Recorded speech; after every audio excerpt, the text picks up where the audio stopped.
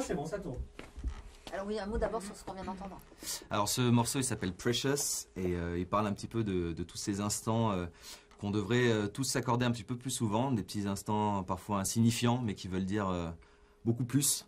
Et c'est aussi un petit rappel au retour à l'enfance, cette espèce d'insouciance qu'on essaie de retrouver à travers la musique. Voilà.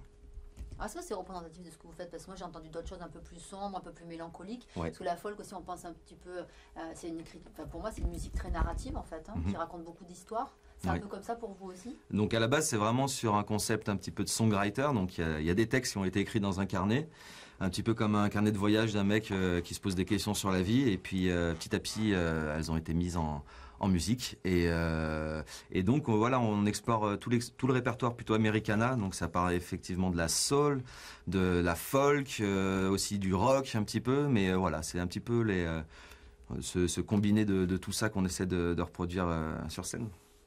Et pour parler de l'Americana, pourquoi ce choix? Parce que ça peut paraître un peu étonnant. Au début, quand on vous entend, on se dit pas que c'est des Grenoblois. On a beaucoup entendu du rock aussi à Grenoble, ou du dub. Enfin, l'Americana, c'est un peu plus, je sais pas, peut-être que je me trompe. Il y a une vraie scène Americana à Grenoble, je sais pas. Mais est-ce que c'est pas un peu étonnant comme choix quand même? Alors, le choix peut être étonnant, mais en même temps, il est au niveau de notre ambition.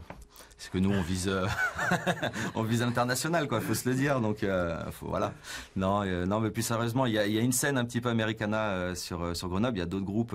Ashburn qui a commencé depuis bien longtemps. Après, il y a d'autres groupes comme Holy Bones qui sont des amis aussi, etc. En tout cas, nous, on n'essaye pas de faire de la musique pour plaire ou pour se caler dans un registre, dans une case. C'est vraiment de la musique qu'on a envie de faire, qui nous donne le smile quand on la joue entre nous. Et puis voilà, ça va pas plus loin. Il n'y a pas de prétention quelconque, mais il y a une forte ambition, on va dire ça comme ça. D'accord, donc bientôt il y a l'album.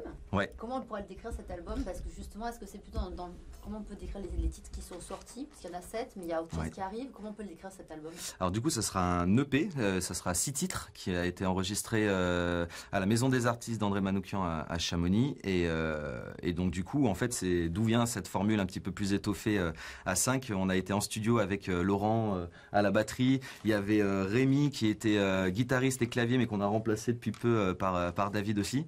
Et donc voilà, il va être plus étoffé, plus coloré, on va dire ça comme ça, plus coloré, beaucoup plus soul aussi. Et après, on reste un peu sur les mêmes principes. On raconte des histoires, des instants de vie qui sont retranscrits en chansons.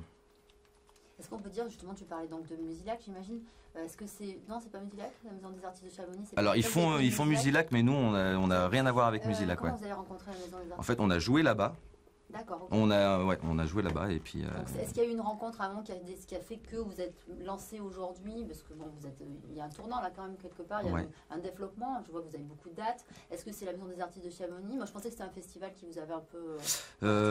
Alors, ça fait partie des dates marquantes en fait qui font partie de l'histoire du groupe. Après, ça a beaucoup joué sur plusieurs rencontres et au fil du temps, surtout au niveau local, donc avec la cuvée grenobloise aussi.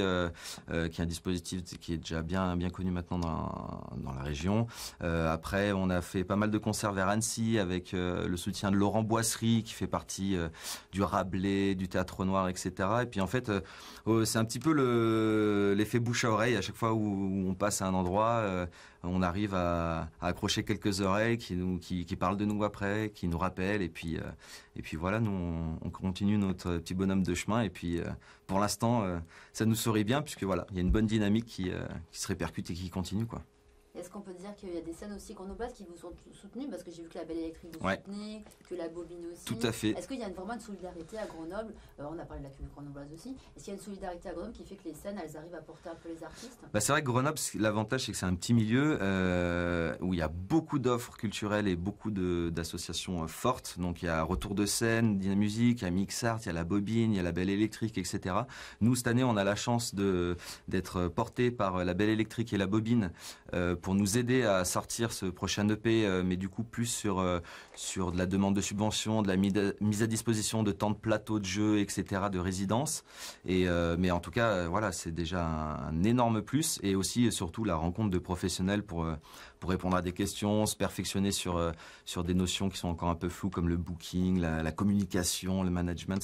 C'est plein de métiers différents au final, et nous on est musiciens, et c'est important de s'entourer de gens comme ça pour aller de l'avant, quoi, et faire les choses bien. Juste pour dire un mot sur Magic Bus, Mhm. est-ce que du coup la cuvée Grenoble ça a été important pour vous? Est-ce que le festival est important aussi pour vous? Ah bah complètement, ouais, Magic Bus c'est une institution maintenant à Grenoble. On est très content de faire l'ouverture de la grande scène sur l'esplanade. Et effectivement, là on joue un peu comme à la maison, donc il y a une petite excitation en plus. Mais voilà, en plus ça va être la première fois qu'on va exposer notre nouvelle formule. Donc, mais on est prêt. On est prêt. Ouais. On est prêt. Voilà, et puis il y aura aussi le cabaret frappé en juillet. Donc ça c'est la grosse bonne nouvelle aussi qu'on a appris il y a pas longtemps. Donc on fera la clôture du cabaret le 20 juillet sur la grande scène aussi. Merci, bon concert. Bah merci Merci. beaucoup. Merci.